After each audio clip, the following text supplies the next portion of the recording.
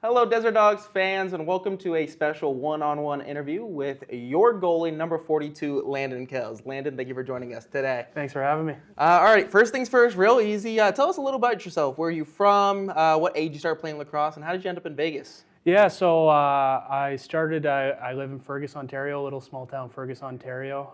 Not too many guys from around there. Probably the most well-known other lacrosse player is Dane Doby.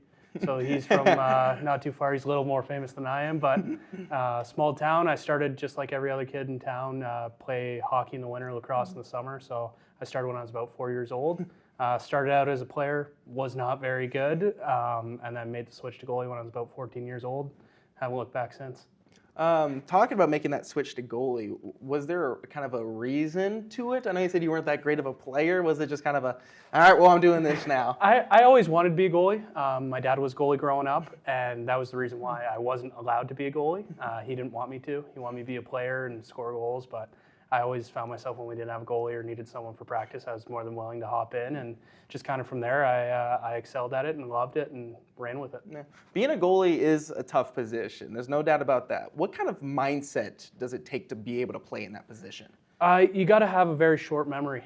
There's going to be a lot of things that happen, a lot of things that don't go your way that are out of your control. And if you start reacting or thinking too much about it, it's going to affect your play. And you got to be as consistent as possible. As a goalie, consistency is the name of the game. So being able to put the same effort and get the same result is ultimately what you're chasing. So it's just a matter of staying in the moment, but don't let the moment get to you. Mm-hmm. Is there any kind of misconceptions that like a casual viewer would assume about a goalie?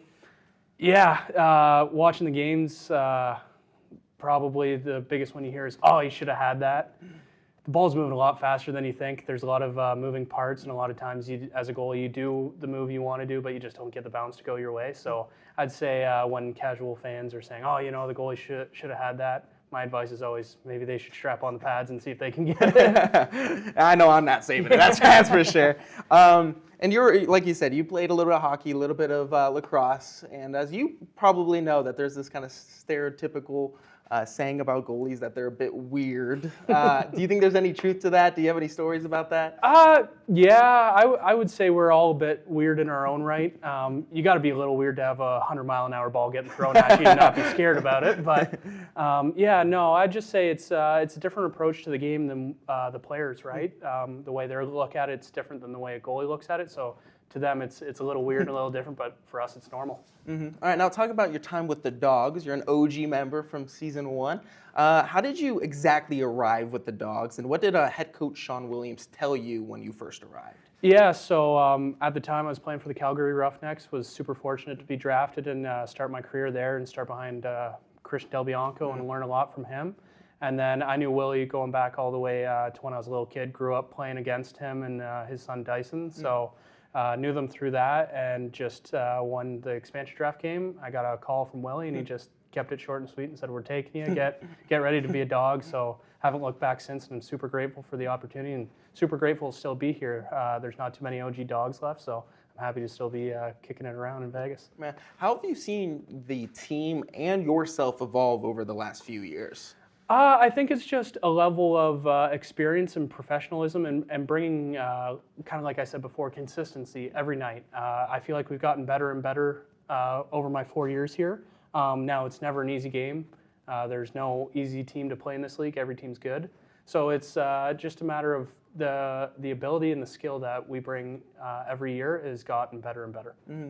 And the team has started to look to the future by taking Caleb Kahn in this last draft. What does it mean to you to be kind of, I wouldn't say forced, but now you're in kind of a new mentorship role. What does that entail? I think it just entails me bringing my absolute best to show Caleb, this is what it takes to be a goalie in this league, and I want everyone on this team to succeed. So he may be another goalie, but I enjoy his successes as well as my own. It's a team game. Yeah. At the end of the day, I would take a 40% save percentage if it mean we won every game. So. What responsibilities do kind of come with being a mentor? It's just making sure that he knows the ins and outs of the leagues, knows his role, which he does very well. I was in his position once, and you got to take a lot of shots. Yeah, you're here to help the guys get better as well as yourself, but when you're in that position, you gotta be ready to take lots of shots. So that's showing up to the rink early, knowing who's going out knowing when to be on the floor, when to be ready, that kind of stuff. So he's taken to it real fast, and he's been real easy to mentor because, yeah, I feel like he's got a little bit of teaching coming into this, and he knows exactly what to do. And you said that you were in his position once. Did you have a mentor that you kind of looked up throughout your career and even in the NL? Yeah, so I'd say my dad was a big mentor for me. Obviously being a goalie, pretty much until I got to the NLL, I was able to ask him questions, pick his mind, say what should I be doing, what should I be growing on.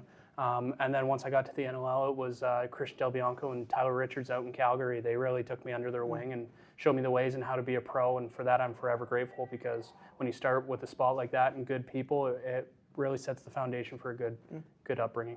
Alrighty, only a few more left. What are your life and lacrosse goals moving forward in this season and forward? I think quick way to sum it up is be a champion. Whether it's on the lacrosse floor in life, do everything to your absolute best of your ability and try and be the best at it. Whether you're growing or still where you want to be or where you want to get to, there's always more you can do. So it's always be a champion and seize the moment. Nice. Alrighty, this one a little bit tougher, so you gotta kind of have to think here. So we're about a third of the way through the season, pretty early on. But in one word, Landon Kells in net this year will be.